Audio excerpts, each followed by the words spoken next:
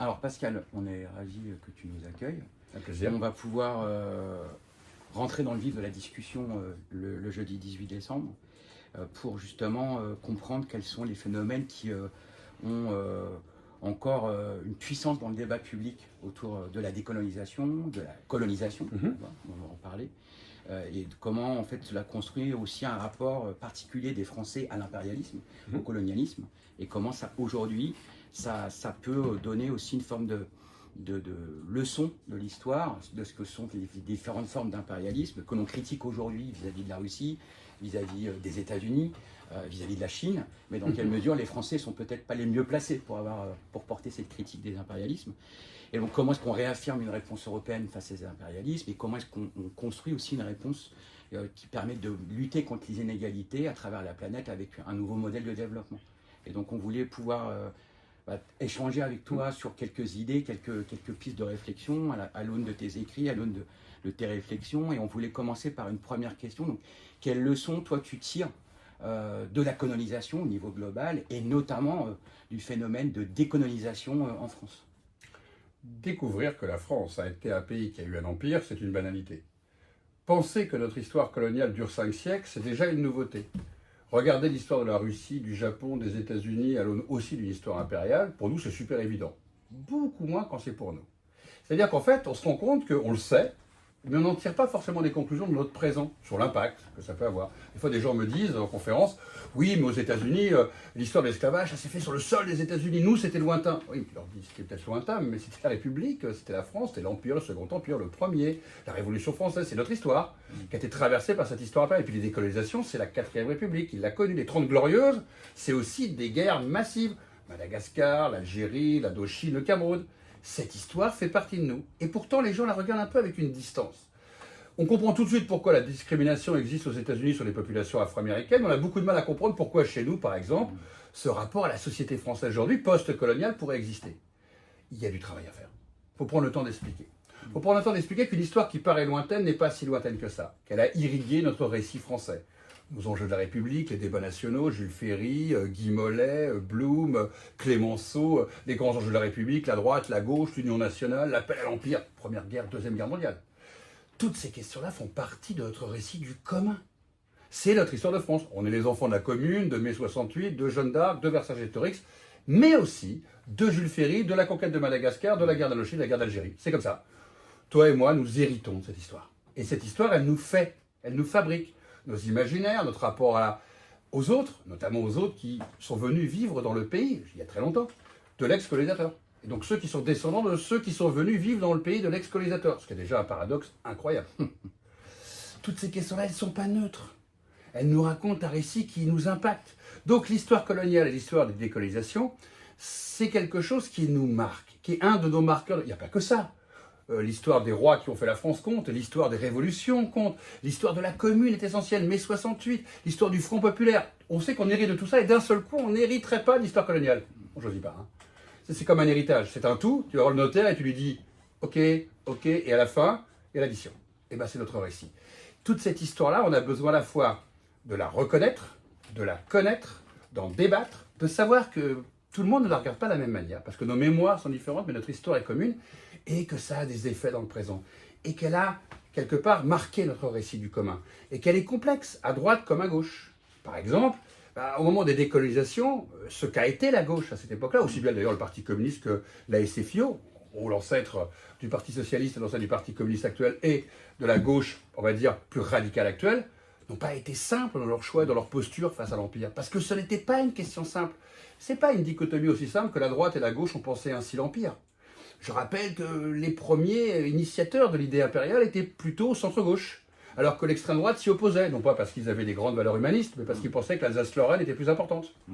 Notre récit mérite d'être connu pour comprendre dans le présent pourquoi cette histoire nous marque encore aujourd'hui. Et pourquoi elle marque des générations de Français.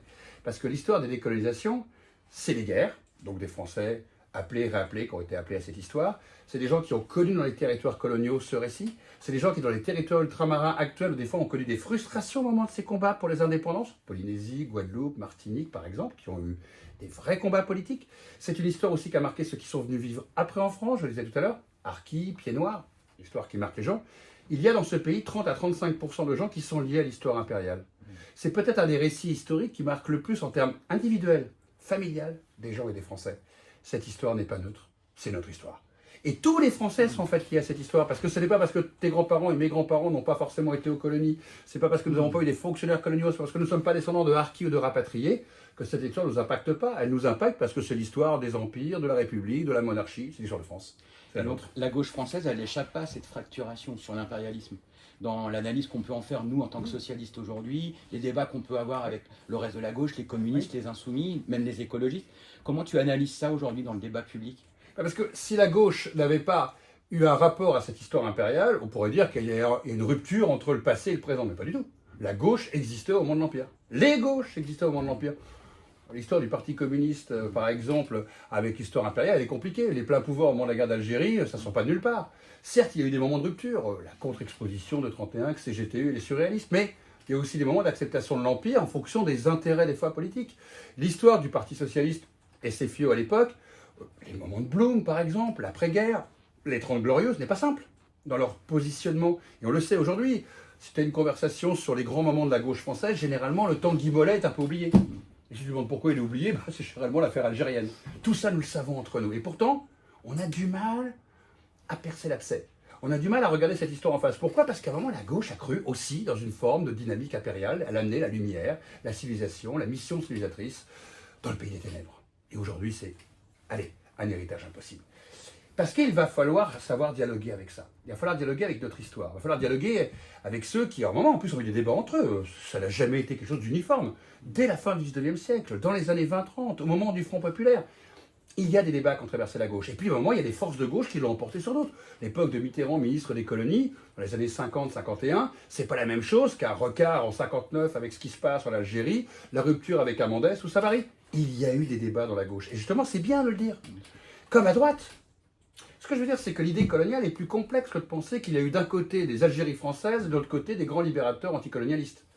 C'est plus complexe. Cette histoire, elle nous traverse. Elle traverse la gauche et elle traverse aussi une certaine vision de gauche. Elle traverse aussi un rapport particulier à ce qu'on pourrait appeler la diversité. Elle a un rapport particulier à ce qu'on pourrait appeler les immigrations post-coloniales. Un rapport particulier à l'Afrique.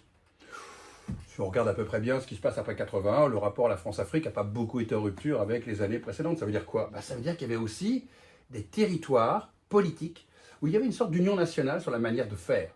Tous ces enjeux-là, aujourd'hui au XXIe siècle, doivent être questionnés au moment où l'Afrique est un peu en rupture avec la France. On voit ce qui se passe comme événement. Au moment où les enjeux d'identité, de diversité ou d'immigration sont des enjeux structurels du débat actuel. Au moment où nous devons nous questionner sur notre récit. On hérite de quoi? On hérite de qui dans le récit? Et en fin de compte, la gauche actuelle, quel est son rapport à ce que la gauche, d'une certaine époque, a pu avoir comme action, comme engagement, comme rupture, comme opposition, mais aussi des fois comme manière de valider cette idée impériale. Et l'héritage colonial, aujourd'hui, il est encore très présent dans la discussion, dans le débat public, dans nos sociétés. Et aujourd'hui, on a le sentiment qu'il matrice, qu'il influe encore beaucoup de positions, pas seulement sur les sujets géopolitiques, les sujets internationaux, dans le rapport avec les pays d'Afrique par exemple, mais aussi dans nos relations internationales, dans le commerce, dans les questions d'insécurité, de défense au niveau international.